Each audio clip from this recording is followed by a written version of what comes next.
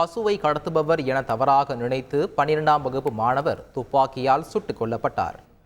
ஹரியானாவைச் சேர்ந்த மாணவர் ஆரியன் மிஸ்ரா தனது நண்பர்களுடன் டெல்லி ஆக்ரா சாலையில் கடந்த 23ஆம் தேதி காரில் சென்று கொண்டிருந்தார். அப்போது சிலர் பசுக்களை கடத்துவதாக பசு காவல் குழுவினருக்கு தகவல் கிடைத்தது.